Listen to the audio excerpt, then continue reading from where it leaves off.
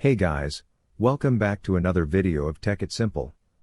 In this video, I'm going to show you how you can log into your Yandex account.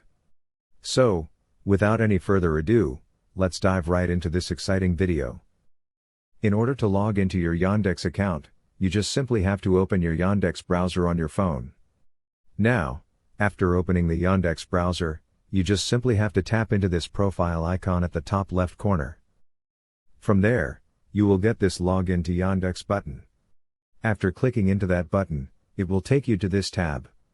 After a short processing, you just simply have to choose the suitable option for you to log in with.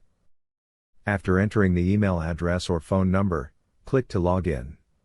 It will send a code to your mailbox or phone number that you have provided. You just simply have to open your mailbox or messages on your device. After opening, you will get a code in there. You just simply have to put the code into this box. Now, it will ask for the password. Just simply enter the password and click to Next. After following these very easy steps, you can easily log into your Yandex account. I hope this video was helpful for you. If yes, don't forget to like, share, and subscribe to the channel to never miss another update. Thank you for watching the video.